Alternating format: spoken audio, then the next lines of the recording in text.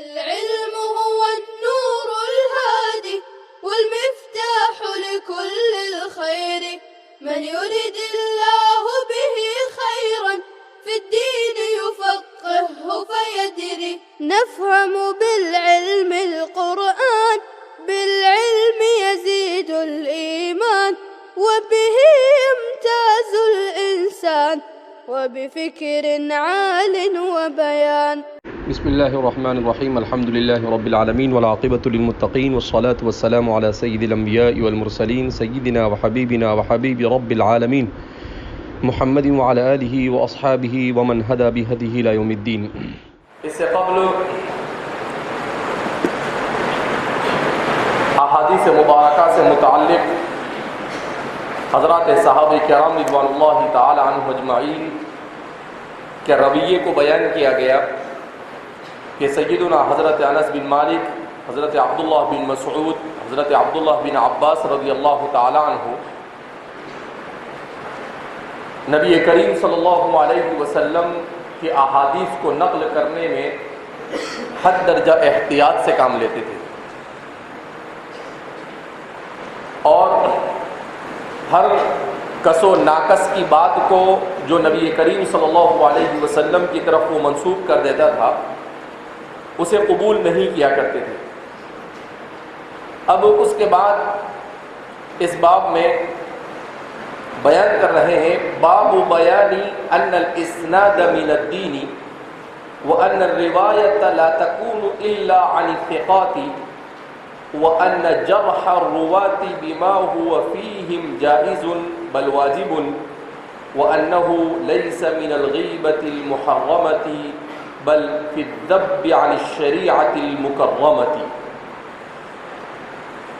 اس باب میں امام نووی نے احادیث مبارکہ کا جائزہ لینے کے بعد جو احادیث اس باب سے متعلق ہے اس سلسلے میں سب سے پہلی یہ بات بیان کی کہ نبی کریم صلی اللہ علیہ وسلم اور قرون اولیٰ کے حضرات صحابہ اور حضرات تابعین اور تبع تابعین کے کسی بھی بات کو نقل کرنے میں سند کا ہونا ضروری ہے۔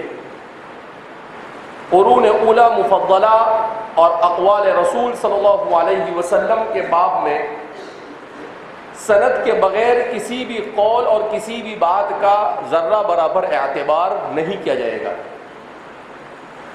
دوسری بات بیان کرتے ہیں وَأَنَّ الرِّوَایَةَ لَا تَكُونُ إِلَّا عَنِ الثِّقَاتِ، کہ روایت صرف اور صرف ثقہ راویوں سے معتبر ہوگی، ثقہ راویوں کے علاوہ اگر کسی اور سے روایت کی جاتی ہے تو ان روایتوں کا کوئی اعتبار نہیں ہوگا۔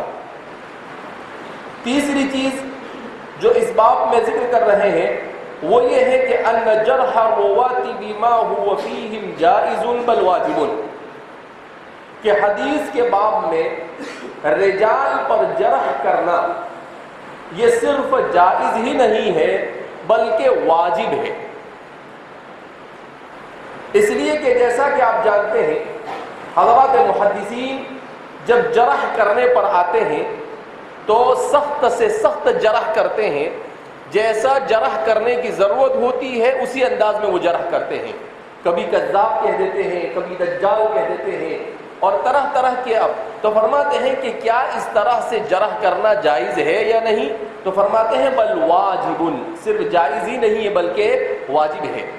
سوال پیدا ہوتا تھا کہ ایسا کیسے ہو سکتا ہے جب شریعت مطہرہ کسی کے پیٹھ کے پیچھے کسی کی برائی کو غیبت اور غیبت کو ناجائز اور حرام قرار دیتی ہے، تو اس طرح سے جرح یہ کیسے جائز ہو جائے گا؟ اور جائز سے بڑھ کر آپ تو اسے واجب قرار دے رہے ہیں۔ تو اس سلسلے میں فرماتے ہیں وَأَنَّهُ لَيْسَ مِنَ الْغِیبَةِ، اور کہا کہ یہ غیبت میں سے نہیں، وَأَنَّهُ لَيْسَ مِنَ الْغِیبَةِ، یہ غیبت میں سے نہیں ہوگا۔ سوال پیدا ہوتا ہے کیوں غیبت میں سے نہیں ہو؟ فرماتے ہیں بل فی الذب عن الشریعۃ المکرمہ، اس لیے کہ یہ جو جرح کی جا رہی ہے اس جرح کی غرض کسی کو خامخواہ ذلیل کرنا نہیں ہے، اس جرح کی غرض کسی کو خامخواہ بدنام کرنا نہیں ہے، کسی کی عزت پر کیچڑ اچھالنا نہیں ہے، بلکہ اس جرح کا مقصد شریعت مطہرہ کو ہر طرح کی تحریف سے پاک اور صاف رکھنا ہے، اور شریعت مطہرہ کا دفاع کرنا ہے، اور شریعت مطہرہ کے خاطر ہر طرح کا دفاع بھی جائز ہوگا۔ اس لیے کہ پورے دین کا خلاصہ جو ائمہ مقاصد نے بیان کیا ہے وہ یہ ہے کہ ہماری پوری شریعت مطہرہ اگر اس کا جائزہ لیا جائے تو یہ 5 چیزوں کو تحفظ بخشتی ہے۔ یہاں پر تحفظ دیا جاتا ہے الدین، سب سے پہلے دین کو تحفظ دیا جاتا ہے۔ دوسرے نمبر پر النفس، انسان کی جان کو تحفظ بخشا جاتا ہے۔ تیسرے نمبر پر انسان کی عزت کو تحفظ بخشا جاتا ہے۔ چوتھے نمبر پر انسان کے مال کو تحفظ بخشا جاتا ہے، اور 5ویں نمبر پر انسان کی نسل اور اس کی عقل کو تحفظ بخشا جاتا ہے۔ تو یہ اسی ترتیب کے ساتھ ہے۔ تو سب سے مقدم یہ تحفظ دین ہے۔ سب سے مقدم کیا ہے؟ تحفظ دین۔ دین کی حفاظت کے لیے جان بھی قربان کی جا سکتی ہے۔ دین کی حفاظت کے لیے عرض یعنی کسی کی عزت اگر داؤ پر لگ رہی ہو مگر دین کی حفاظت ہو رہی ہو تو اسے داؤ پر لگایا جا سکتا ہے۔ دین کی حفاظت کے خاطر مال کو خرچ کیا جا سکتا ہے، دین کی حفاظت کے خاطر نسل کو خرچ کیا جا سکتا ہے، اور دین کی حفاظت کے خاطر اپنی عقلی صلاحیتوں کو قربان کیا جا سکتا ہے۔ تو دین سب سے مقدم ہے۔ جب دین سب سے مقدم ہے تو دوسری ساری چیزیں اس کے اوپر قربان کرنا کیا ہو جاتا ہے؟ جائز ہو جاتا ہے۔ لہذا اس بنا پر کیا فرماتے ہیں کہ غیبت جو ہے یہ الذب عن الشریعہ ہے۔ مقاصد شریعت کا تقاضا یہی ہے کہ دین کی حفاظت کے خاطر کسی کی عزت پر اور کسی کے نفس پر اگر کوئی دھبا لگتا ہے تو اسے برداشت کرنا پڑے گا۔ سوال پیدا ہوتا ہے کوئی بیچارہ بدنام ہو رہا ہے، اس کی عزت جا رہی ہے، اس کا کیا؟ تو بدنام ہونے میں وہ خود ذمہ دار ہے۔ اس کا ذمہ دار شریعت کیوں؟ اس کا ذمہ دار محدث کیوں؟ اس کا ذمہ دار ائمہ جرح و تعدیل کیوں؟ اس لیے کہ اس پر جو جرح ہو رہی ہے اس کے اپنے عمل، اپنے برے عمل کے اختیار کرنے کی وجہ سے، کہ اس نے جھوٹ بولا تو کہنا پڑا نا کذاب۔ اگر وہ جھوٹ نہ بولتا تو کبھی اسے کذاب لگایا جاتا۔ اس نے دھوکہ دیا تو اس کے اوپر جرح کی گئی۔ تو ظاہر سی بات ہے کہ یہ ساری چیزیں ایسی ہیں جو اس کے اپنے اختیار سے ہیں۔ اب جب اس نے اپنے اختیار سے کسی برائی کو اختیار کیا اور پھر اس کے اوپر کسی برائی کا لیبل لگایا گیا تو وہ خود ذمہ دار ہے۔ نہ شریعت ذمہ دار، نہ محدث ذمہ دار، نہ ائمہ جرح و تعدیل ذمہ دار ہے۔ لہذا فرما رہے ہیں کہ شریعت مطہرہ کے اس لیے کہ ایک ہوتی ہے غیبت اور ایک ہوتی ہے تہمت۔ کسی میں کوئی برائی ہے، اس برائی کو اس کے پیٹھ پیچھے بیان کرنا یہ غیبت ہے، اور کسی میں برائی نہیں ہے اور اس کی پیٹھ کے پیچھے بیان کرنا یہ تہمت ہے۔ یہ کیا ہے؟ تہمت۔ غیبت امور دنیا میں ناجائز ہے۔ کس میں ناجائز ہے؟ امور دنیا میں۔ لیکن امور دین کے اندر غیبت کا جواز ہم فقہا اور محدثین سب نے کیا کیا ہے؟ ذکر کیا ہے کہ امور دین کے خاطر غیبت کو گوارا کیا جائے گا۔ اس لیے کہ اگر غیبت کو گوارا نہ کیا جاوے تو انہدام دین لازم آتا ہے۔ کیا لازم آتا ہے؟ اور انہدام دین اسے گوارا نہیں کیا جا سکتا ہے۔ دین کو منہدم ہونا اسے کبھی گوارا، اس کی تعلیمات میں تحریف اسے کبھی گوارا کیا جا سکتا نہیں ہے۔ لہذا اس بنا پر فرما رہے ہیں کہ اس باب میں اس طرح کی تمام روایتوں کو ذکر کریں گے۔ وَبِهِ قَالَ حَدَّثَنَا حَسَنُ بْنُ الرَّبِيعِ قَالَ حَدَّثَنَا حَمَّادُ بْنُ زَيْدٍ عَنْ أَيُّوبَ وَهِشَامٍ عن محمد وحدثنا فضيل عن هشام قال وحدثنا مخلد بن حسين عن هشام عن محمد بن سيرين قال إن هذا العلم دين فانظروا عمن تأخذون دينكم. ایک جلیل القدر تابعی محمد بن سیرین جن کا اس سے قبل تفصیل کے ساتھ تذکرہ ہو چکا ہے، ان کا ایک قول یہاں پر ذکر کیا جا رہا ہے. اب سوال پیدا ہو کہ ان کو کوئی حدیث نہیں ملی جو حدیث کو چھوڑ کر وہ قول تابعی کو ذکر کر رہے ہیں. تو اس سلسلے میں ایک بات مسلم ہے کہ قول ثقات تابعی یہ بھی شریعت مطہرہ میں حضرات فقہا اور محدثین کے یہاں پر حجت اور دلیل ہے. حجت اور دلیل. کیوں حجت اور دلیل ہے؟ اس لیے کہ یہ ہے تلامذہ حضرات صحابہ، اور حضرات صحابہ ہے تلامذہ نبی کریم صلی اللہ علیہ وسلم. صحابہ جو بھی بات بیان کریں گے وہ کس کی کہاں سے سنی ہوئی ہوگی؟ رسول اللہ صلی اللہ علیہ وسلم.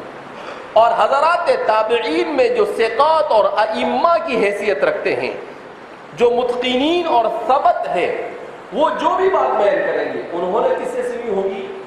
صحابہ سے. اور صحابہ نے کس سے سنی ہوگی؟ رسول اللہ سے.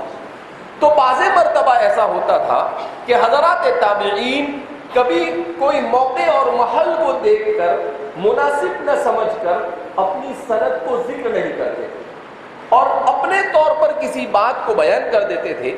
اس سلسلے میں ان کے پیش نظر یہ ہوتا تھا کہ ہو سکتا ہے ان کو وہ الفاظ یاد نہ رہے ہو جو انہوں نے سنے ہو، تو وہ سوچتے تھے کہ جب ہمیں الفاظ صحیح طور پر یاد نہیں ہے تو اپنے الفاظ کو کسی صحابی یا اللہ کے رسول کی طرف منسوب کرنا یہ من کذب علی متعمدا فلیتبوأ مقعدہ من النار کا مصداق ٹھہرا سکتا ہے.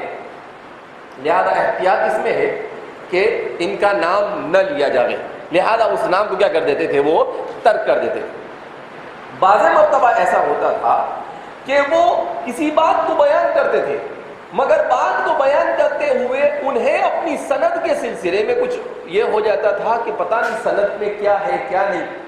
لہذا اس بنا پر وہ سوچتے تھے کہ اس سند کا بعد میں پوسٹ مارٹم ہو اور یہ نس مجروح ہو جاوے، اس سے بہتر یہ ہے کہ اسے اپنے الفاظ میں بیان کر دیا جائے.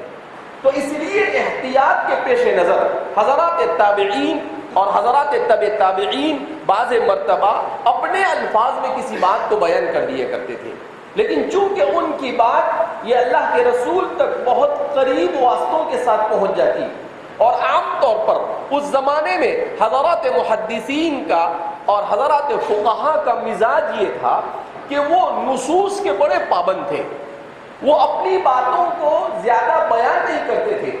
اسی لیے ہم دیکھیں گے کہ قرون اولا ثلاثہ میں جو کتابیں لکھی گئی ہے ان کتابوں میں روایت اور نص کو ہو نقل کرنے پر زیادہ توجہ دی گئی. روایت اور نص کو ہو نقل کرنے پر ہی زیادہ تر. اور پھر اس کے بعد چوتھی صدی اور تیسری صدی کے اواخر اور چوتھی صدی جب شروع ہوتی ہے تو پھر وہاں سے مختلف موضوعات پر لوگ کتابیں لکھنا کیا کرتے ہیں؟ شروع کرتے ہیں، وہ بھی نص کو سمجھانے کے لیے، نص کیا کرنے کے لیے؟ سمجھانے کے لیے. لہذا اس بنا پر اگرچہ یہ امام محمد ابن سیرین کا قول ہے مگر بہرحال یہ حجت ہے. تو فرماتے ہیں کہ محمد ابن سیرین نے کہا ان ھذا العلم دین، کہ یہ حدیث ہے اور قرآن سے متعلق جو علوم ہے یہ کیا ہے؟ یہ دین کا جزء لا ينفك ہے، دین کا حصہ ہے جس کو دین سے جدا نہیں کیا جا سکتا ہے. اب جب یہ دین کا اہم ترین حصہ ہے تو گویا کہ یہ بھی دین کے مثل ہو گئے. یہ وسیلہ اور ذریعہ ہے، اور وسیلہ اور ذریعے کو بھی مقصد کے حکم میں کر دیا جاتا ہے. جیسے وضو نماز کے لیے شرط ہے جبکہ وضو مقصود نہیں ہے. مقصود کیا ہے؟ نماز. مگر کوئی بغیر وضو کے نماز پڑھے تو عملاً اگر بغیر وضو کے کوئی نماز پڑھتا ہے تو علماء اور فقہاء نے اسے کافر گردانا ہے. عملاً اس پر اس کا وضو نہیں ہے پھر بھی جان بوجھ کے بغیر وضو کے نماز پڑھتا ہے. تو فرماتے ہیں اذا قمتم الى الصلاة فاغسلوا وجوہکم کی صریح جان بوجھ کر مخالفت کرتا ہے اور نص صریح کی مخالفت یہ موجب کفر ہے. لہذا اس بنا پر کہتے ہیں کہ وہ کافر ہو جاتا ہے. ہاں اسے یاد نہیں رہا، مشکوک ہو گیا، اشتباہ ہو گیا اور پڑھ لیا اس نے، تو اس سلسلے میں کہا کہ رفع عن امتی الخطأ والنسیان اس صورت میں. لیکن اگر یاد آیا تو اس کو دہرانا پڑے گی نماز، اس لیے کہ اس کی نماز ہوئی نہیں. ایسا نہیں کہ رفع عن امتی الخطأ والنسیان کا مطلب یہ ہے کہ ٹھیک ہے پڑھ لیا ہو گیا نا کیا ہے، نہیں، اس کو دہرانا پڑے گا. تو اس کا مطلب کیا ہوا کہ نماز مقصد ہے، وضو اس کے لیے وسیلہ ہے، مگر جو حیثیت نماز کی ہے وہی حیثیت کس کی ہے؟ وضو کی. اس کے اوپر مدار ہے، اس کے بغیر کام نہیں چلے گا. اگرچہ ایک کو شرط کہا گیا اور ایک کو فرض کہا گیا، اور شرط یہ خارجی شے کو کہتے ہیں، مگر خارجی شے کا مطلب کیا ہے؟ ایسے ہی جیسے یہ ٹیبل، یہ اوپر کا حصہ ہے، یہ مقصود ہے، مگر اس کا یہ جو نیچے کا حصہ ہے یہ اس کے لیے کیا ہے؟ وسیلہ اور ذریعہ. اگر کہیں یہ نیچے کا کچھ کام نہیں ہے صرف اسی کو رہنے دو تو لوگ کیا کہیں گے؟ بڑا عقل مند لگتا ہے، ارے کہاں رکھے گا اس کو؟ تو اب یہ بھی کیا بن گیا؟ وسیلہ اور ذریعہ ہے، مگر یہ بھی کیا ہے گیا؟ مقصد کی حیثیت کے قریب قریب پہنچ جاتا ہے. تو فرماتے ہیں کہ ان ھذا العلم دین، کہ یہ علم دین ہے، دین کا حصہ ہے. فانظروا عمن تأخذون دینکم، لہذا تم دیکھ لیا کرو کہ تم اپنا دین کس سے سیکھ رہے ہو اور کس سے حاصل کر رہے ہو.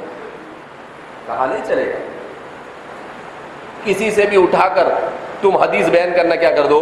شروع کر دو.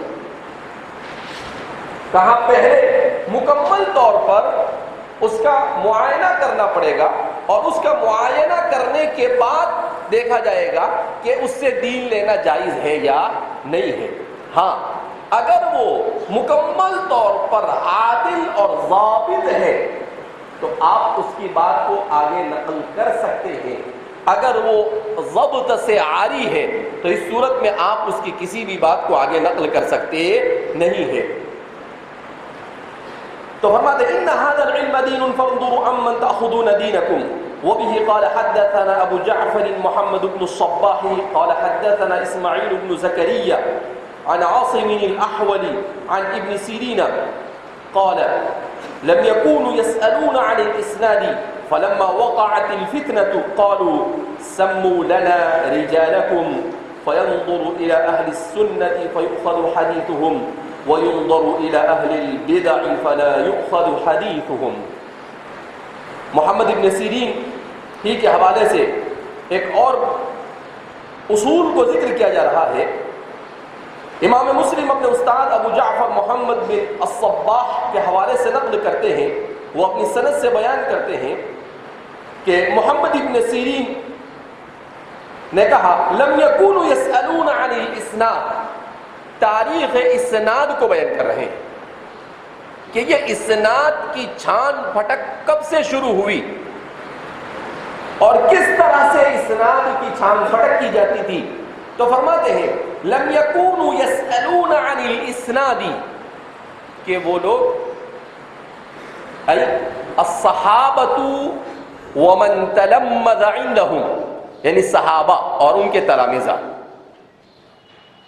خاص طور پر صحابہ ہی، عام طور پر محدثین کا کہنا یہ ہے کہ صحابہ ہی مراد ہے یہاں پر.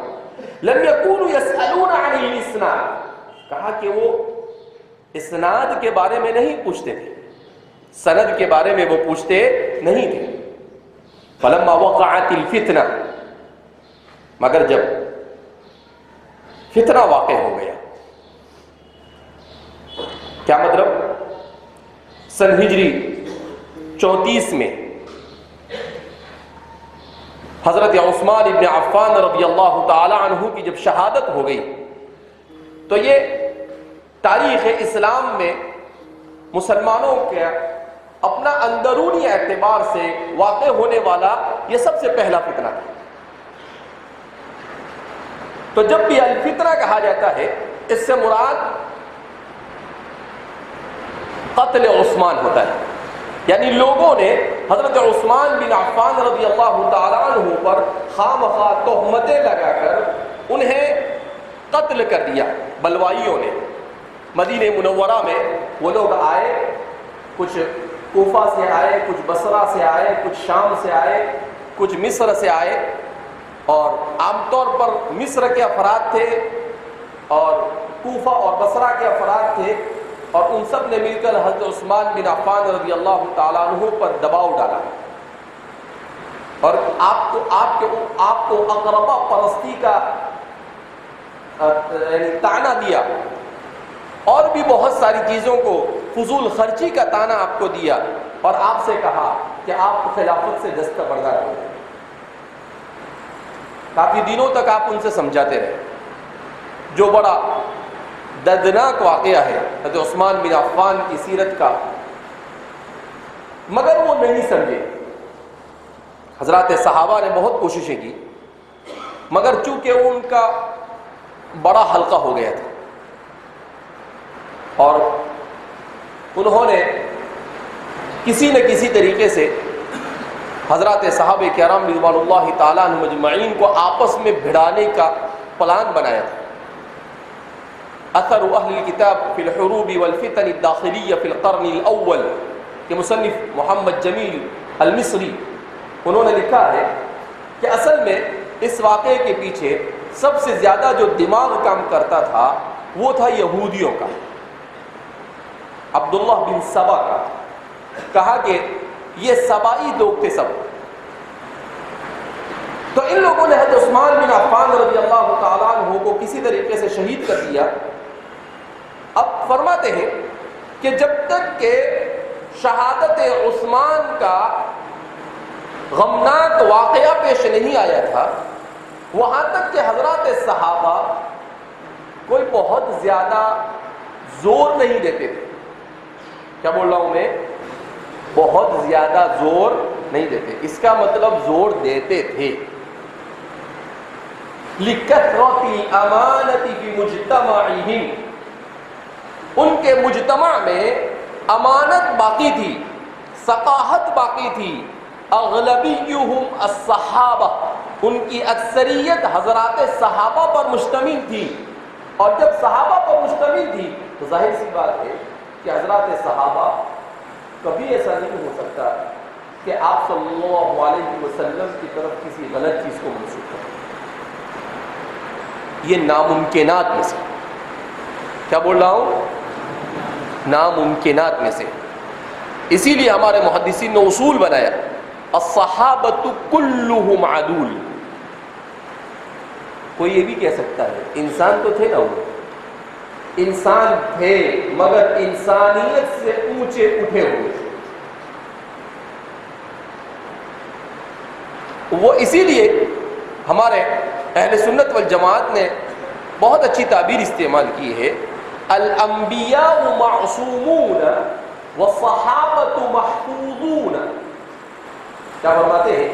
الانبیاء معصومون من صمیم العقیدۃ الاسلامیہ. اسلام کا انتہائی راسخ عقیدہ ہے کہ الانبیاء معصومون، انبیاء کبیرہ اور صغیرہ ہر قسم کے گناہ سے معصوم ہے اور پاک ہے، ان سے گناہ نہیں ہو سکتا.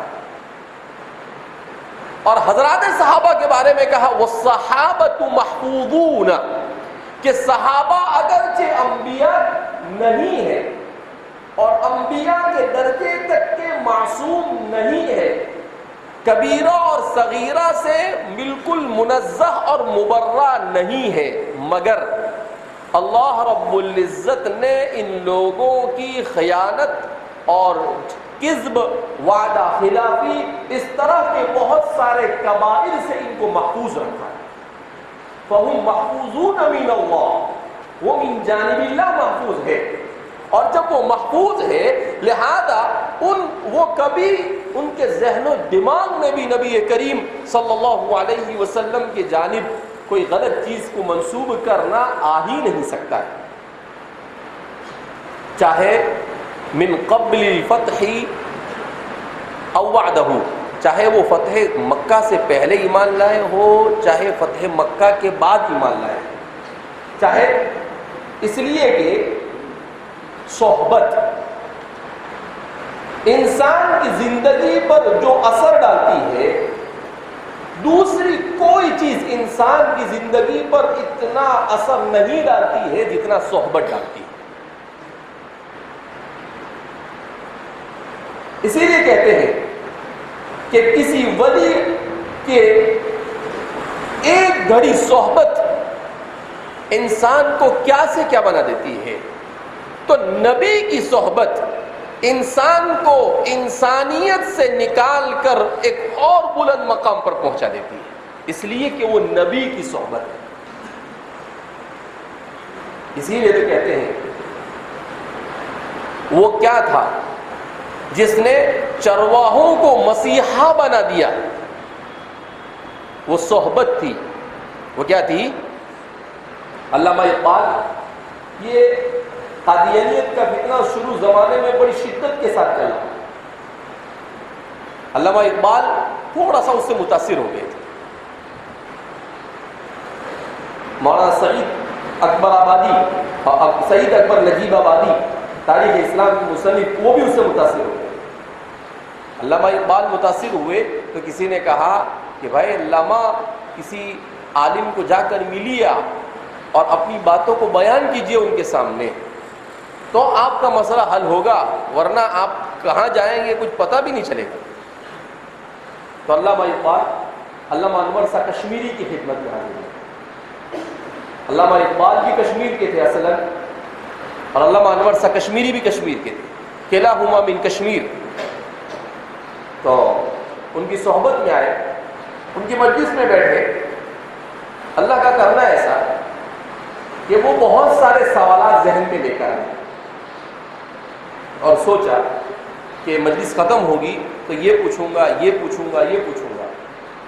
تو فرماتے علامہ اقبال کہ میں جب اس مجلس میں بیٹھا تو مجھے ایسا لگا جیسے میرے سارے سوالات ان کے دل پر اڑیل لیے۔ کہا میں ادھر سوچتے جاتا تھا اور ادھر پھٹ سے جواب آنا کیا ہو جاتا تھا شروع۔ وہ ایسے ہی جنرل موعظت اور نصیحت کر رہے، کہاں تک یہ ختم ہوئی وہاں تک کہ میرے سارے سوالات کے جوابات مجھے کیا ہو چکے تھے، مل چکے تھے۔ اسی لیے جب اس مجلس سے علامہ اقبال اٹھے تو آپ نے قادیانیت کی طرف آپ کا تھوڑا سا جو میلان تھا وہ ختم ہوا، اور آپ نے پوچھا نہ پوچھ ان خرقہ پوشوں کے بارے میں، ید بیضا لیے بیٹھے ہیں اپنی آستینوں میں۔ کہا کہ یہ خرقہ پوش نظر آتے ہیں لیکن ید بیضا لیے بیٹھے ہیں اپنی آستینوں میں۔ کہا کہ یہ تو حضرت موسیٰ علیہ السلام کا جیسے معجزہ تھا ید بیضا، کہ وہ ایسا ہاتھ ڈالتے تھے بغل میں تو وہ چمکتا ہوا نظر آتا تھا۔ تو کہا بالکل ایسا لگتا ہے کہ اس معجزے کا پرتو ان لوگوں کے پاس، کہا اس سے کم نہیں ہے۔ تو اسی موقع پر انہوں نے یہ شعر کہہ دیا تھا، کہا تھا۔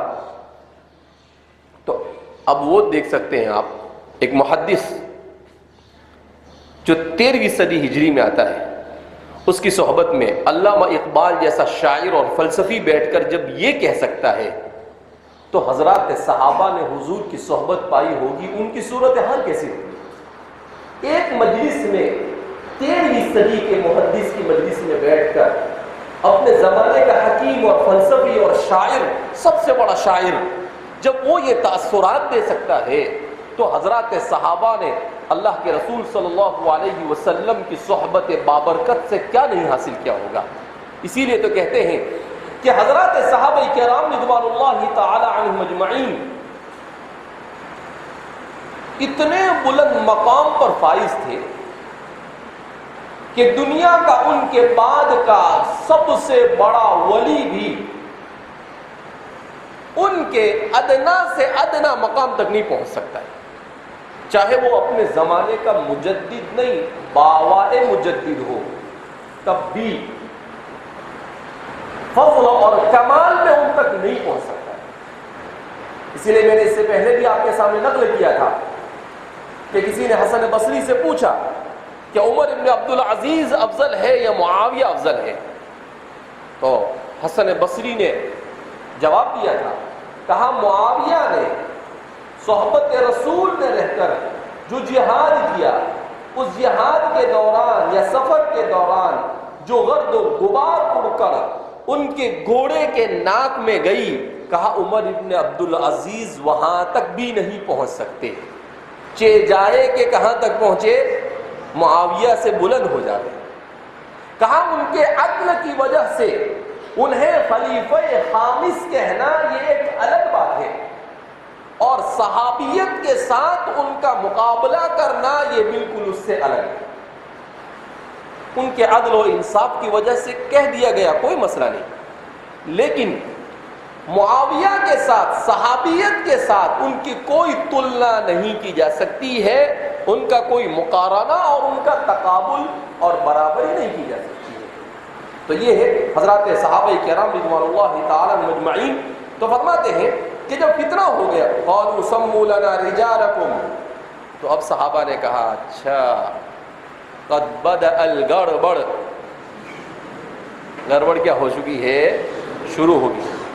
قد تحقیق کے لیے آتا ہے، پوری تحقیق کے ساتھ. کہا کیسے گڑبڑ شروع ہوئی، کیف بدأ الگڑبڑ؟ کہا گڑبڑ ایسے شروع ہوئی کہ کچھ لوگ حضرت علی کی طرف ہو گئے، کچھ لوگ حضرت عثمان کی طرف ہو گئے، کسی کے دل میں ان کی ہمدردی، کسی کے دل میں ان کی ہمدردی. اب کچھ لوگ چالاک ہوتے ہیں، وہ ایسے موقع کا فائدہ اٹھانا جانتے ہیں. تو حضرت عثمان کی منقبت میں انہوں نے کچھ بھی بڑھا چڑھا کر بیان کرنا شروع کر دیا اور کہا قال رسول اللہ صلی اللہ علیہ وسلم. دوسری طرف حضرت علی سے جو لوگ ان کی فوقیت کے قائل تھے، انہوں نے بھی یہی شروع کر دیا، حضرت علی کی منقبت میں احادیث گھڑنا شروع کر دی اور اسے نبی کریم صلی اللہ علیہ وسلم کی طرف منسوب کرنے لگ گئے. صحابہ نے بھاپ لیا، صحابہ نے کہا ہم نے تو سنا نہیں ہے کچھ بھی، یہ نیا کہاں سے آیا؟ ما لم تسمع آباؤکم، تمہارے باپ دادا نے بھی سنا ہوگا نہیں. کہا تو ہم نے نہیں سنا، ہمارے باپ دادا تو باپ کی باپ ہے. کہا یہ کیسے ہو گیا؟ تو صحابہ نے کہا لگتا ہے کچھ نہ کچھ گڑبڑ ہے. تو صحابہ نے کہا سموا لنا رجالکم، کوئی بھی بات میں ایسے رہے. کہاں سے سن کے آئے؟ کہا ایک آدمی سے. کون سا آدمی؟ نام بول. وہ آدمی کون ہے؟ کیا کرتا ہے؟ کہاں رہتا ہے؟ اس کی عادت و اطوار کیا ہے؟ اس کا کام کاج کیا ہے؟ شروع کر دیا شان پٹک. کہا سموا لنا رجالکم، اپنے رجال بیان کرو. حضرات صحابہ نے شروع کر دیا. کہا چلے گا بولے گا نہیں ایسا. فَيَنْظُرُوا إِلَىٰ أَهْلِ السُّنَّةِ فَيُؤْخَذُ حَدِيثُهُمْ، جو شریعت کا مکمل پابند ہوتا تھا، اہل السنہ، السنہ کا اطلاق شریعت پر بھی ہوتا ہے اور السنہ کا اطلاق حدیث پر بھی ہوتا ہے. مکمل شریعت کو بھی السنہ سے تعبیر کیا جاتا ہے. کیوں؟ اس لیے کہ احادیث مبارکہ میں دین کو بڑی تفصیل کے ساتھ بیان کیا گیا. تو جیسے زید عدل، ایسے ہی شریعت سنت. زید عدل کی طرح کیا ہو جاتا ہے؟ شریعت سنت. علم نہ ہو میں چاہے ہدایت نہ ہو میں چاہے کچھ بچے کو سمجھ میں آوے نہ آوے، لیکن زید عدل ضرور سمجھ میں آتا ہے. چاہے مساول لائن ہو، چاہے کوئی بھی لائن ہو، لیکن اس کو کچھ سمجھ میں آوے یا نہ آوے. اگر وہ بھی نہیں سمجھ میں آئے تو پھر تو حضرت کے زوال کا کہنا ہی کیا. تو بہرحال تو الی اہل سنت فیؤخذ حدیثہم، کیا مطلب؟ جس کو متبع سنت دیکھتے تھے اور جس کو یہ دیکھتے تھے کہ اچھا یہ آدمی برابر، اس کے صفات برابر ہے، اس کے عقیدے میں کوئی خرابی نہیں، اس کے اخلاق میں کوئی بگاڑ نہیں، اس کے عمل میں کوئی بگاڑ نہیں، تو پھر اس کی حدیث کو لے لیتے تھے. وَيُنْظَرُ إِلَىٰ أَهْلِ الْبِدَعِ، اور اہل بدعت کو دیکھتے تھے، فَلَا يُؤْخَذُ حَدِيثُهُمْ، اور ان کی حدیث کو نہیں لیا جاتا۔ پھر دیکھتے تھے کہ بھائی اہل البدعت سے یہاں عام ہے کہ بیان کرنے والا کون ہے، اس کا عقیدہ اور فکر کیا ہے، کہیں کوئی رافضی تو نہیں ہے، کہیں کوئی خارجی تو نہیں ہے، کہیں کوئی ناصبی تو نہیں ہے۔ اسی طریقے سے صرف بدعات میں یہی نہیں، کہیں اس کے اخلاق تو خراب نہیں ہے، کہیں جھوٹ بولنے کا عادی تو نہیں ہے، یہ سب اس میں آ گیا۔ تو اہل بدعات کا عموم ہے یہاں پر، کیونکہ شریعت نے سب سے منع کیا۔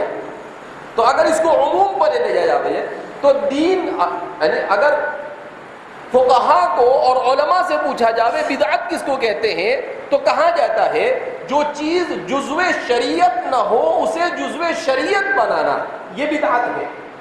یہ کیا ہے؟ بدعت۔ لیکن اگر لغت میں دیکھا جاوے تو اس کا مطلب کیا ہوتا؟ جو چیز جزو دین نہ ہو اسے اختیار کرنا۔ تو جھوٹ بولنا حدیث میں منع کیا گیا۔ اگر جھوٹ کو اختیار، ایک آدمی جھوٹ بولنے کا عادی بن گیا تو وہ بھی اہل بدعہ میں سے ہو گیا۔ ایک آدمی احادیث کو گھڑنے کا عادی ہو گیا تو وہ بھی اہل بدعہ میں۔ کیوں؟ کہ حضور نے منع کیا اور یہ گھڑ رہا۔ تو چاہے یہ عملی طور پر ہو، چاہے قولی طور پر ہو، چاہے عقیدے کے اعتبار سے ہو، چاہے فکر کے اعتبار سے ہو، چاہے اخلاق کے اعتبار سے ہو، جس اعتبار سے بھی ہو، کہا وَيُنْظَرُ إِلَىٰ أَهْلِ الْبِدَعِ فَلَا يُؤْخَذُ حَدِيثُهُمْ، اور اہل بدعات کو دیکھا جاتا تھا اور ان کی حدیثوں کو نہیں لیا جاتا تھا۔ صحابہ نے اجتناب کرنا شروع کر دیا کہ یہ وہ لوگ ہیں جو پورے دین کا حلیہ بگاڑ کر رکھ دیں گے، لہذا حضرات صحابہ نے ان لوگوں سے بچنا شروع کر دیا۔ اور پھر حضرات صحابہ کی ڈگر پر حضرات تابعین نے اور حضرات تبع تابعین نے، اور پھر اس کے بعد تو محدثین آئے، اور محدثین نے رہی صحیح جو کسر تھی وہ بھی کیا کر دیا؟ پوری کر دیا۔ فنون کے فنون اور علوم کے علوم مدون کر دیے۔ اور جیسا کہ انگریز کا دعویٰ ہے کہ 7 لاکھ سے زیادہ انسانوں کے بایو ڈیٹا کو کتابوں کے صفحات پر منضبط کر دیا گیا، لکھ دیا گیا۔ 7 لاکھ راویوں کے کا کم سے کم، اس سے زیادہ کا امکان ہے، کم کا نہیں۔ الاصابہ فی تمییز الصحابہ، اس کی تحقیق کرنے والا ایک مستشرق اس کے مقدمے میں کہتا ہے کہ یہ دنیا کی ایک منفرد جماعت ہے امت مسلمہ جس نے فن رجال کو اور فن اسناد کو ایسا ایجاد کیا کہ ان کی روایت کو قیامت تک کوئی نہیں بگاڑ سکتا ہے۔ اس نے اعتراف کیا اسے کہ ان کی روایت کو بگاڑنا کسی کے بس کا نہیں، کا کوئی مائی کا لال پیدا نہیں ہو سکتا ہے جو ان کی روایت کے حلیے کو بگاڑ کر بتائے۔ کہا سیدھا پکڑ لیں گے اس کو، کذاب دجال، کہا بالکل نہیں، مباح الدمی، اب مٹ ڈالے تب بھی چلے گا اس کو۔ ایسے ایسے الفاظ استعمال کرتے ہیں ہمارے محدثین۔ بعض مرتبہ آدمی کہتا ہے کہ کچھ زیادہ ہی غصہ ہو گیا ایسا، لیکن انشاءاللہ ابھی میں کل بتاؤں گا کہ کس طرح کے الفاظ جرح و تعدیل میں استعمال کیے جاتے ہیں اور کن مراتب کے ساتھ ان کو استعمال کیا جاتا ہے۔ وبه قال حدثنا اسحاق بن ابراهيم الحنظلي قال اخبرنا عيسى وهو ابن يونس قال حدثنا الاوزاعي عن سليمان بن موسى قال لقيت طاووسا فقلت حدثني فلان كيت وكيت قال ان كان صاحبك مليا فخذ عنه۔ تو محمد بن سیرین کے طرز عمل کو اوپر بیان کیا اور اسی کے ساتھ ساتھ کس طریقے سے سند کی چھانبین حضرت عثمان بن عفان رضی اللہ تعالیٰ عنہ کی دور مسعود کے بعد شروع ہوئی اسے بیان کیا، اور کس انداز میں شروع ہوئی اسے بیان کیا۔ سموا لنا رجالکم، کہ پہلے نام پوچھتے تھے کہ اس کا نام تو بتا ذرا، تو نے کس سے سنا، اور پھر اس نام کا پوسٹ مارٹم کرتے تھے، یعنی صاحب نام کا، اس کا نام پوسٹ مارٹم کرتے تھے صاحب نام کا، اس کو پورا دیکھتے تھے۔ اب یہاں سے آگے حضرت عبداللہ بن عباس رضی اللہ تعالیٰ عنہ کے تلمیذ رشید اور ان کے اخص التلامذہ میں سے طاووس، تو طاووس کے سلسلے میں ذکر کیا جا رہا ہے کہ سلیمان بن موسیٰ فرماتے لقیت طاووسا، کہ بھئی میری طاؤس سے ملاقات ہوئی تو میں نے ان سے کہا حدثنی فلان کیت و کیت، کہ مجھے فلاں نے ایسا ایسا کہا. آپ نے پڑھا علم النحو میں کم کذا کنایا ہے عدد سے اور کیت زیت کنایا ہے بات سے. ارے پڑھا نا، ماشاءاللہ بہت اچھی بات ہے. اگر یاد ہے تو قسمت کی بات ہے ہمارے لیے کہ آپ جیسے تلامذہ ملے جن کو 8 سال پہلے کی بات بھی کیا ہے یاد ہے. بہرحال تو کئی تزئیتا کیا مطلب انہوں نے کہا کہ بھئی ایسی ایسی حدیث ہم نے کیا کی. یہ کنایا ہوتا ہے بات سے. کس سے وہ کنایا ہوتا ہے؟ کنایا ہوتا ہے بات سے. وہ تو معلوم ہے نا. اگر وہ بھی اگر میں سمجھاؤں تو آپ کی شان کے خلاف ہو جائے گا. کیا رہے ایسا کیسے ہو سکتا ہے؟ ہم کو اتنا نہیں سمجھتا ہے، اتنا گیا گزرا سمجھتے ہیں آپ کو. نہیں، اتنا نہیں سمجھتے ہیں. ماشاءاللہ آپ ہے، آپ کے بارے میں اور کیا کہا جا سکتا ہے. تو کئی تزئی تک تو یہ بیان کر رہے کہ بہت کچھ سنا. تو میں نے ان سے کہا کہ حدثنی فلان، مجھے فلاں نے یہ بیان کیا. تو وہ تفصیل کے ساتھ انہوں نے ان کو بیان کیا، لیکن وہ چونکہ ساری تفصیل بیان کرنے کی ضرورت نہیں تھی اس لیے انہوں نے کنایہ استعمال کر لیا. انہوں نے کیا استعمال کر لیا؟ کنایہ. کیوں استعمال کیا؟ اس لیے کہ وہ چیزیں قابل اعتنا نہیں تھی.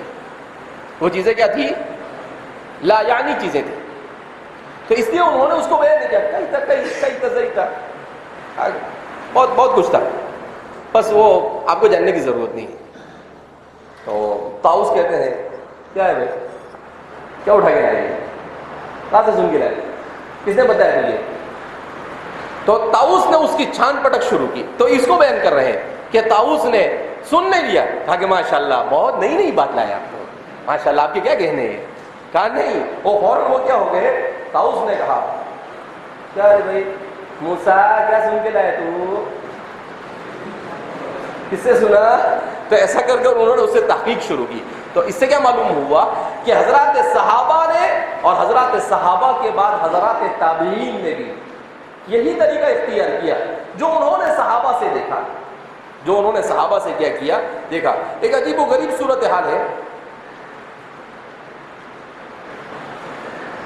کہ حضرت عبداللہ بن عباس رضی اللہ تعالیٰ عنہ یہ احادیث کو اخذ کرنے میں بڑا احتیاط سے کام لیتے تھے، مگر اس کے باوجود حضرت عبداللہ بن عباس رضی اللہ تعالیٰ عنہ کی طرف باب تفسیر میں حضرت عبداللہ بن عباس سے باب تفسیر میں کیا کیا گیا، بہت ساری اسرائیلی روایت منسوب کر دی گئی کس کی طرف؟ عبداللہ بن عباس کی طرف. اور مستقل تفسیر ابن عباس کسی نے لکھ ماری.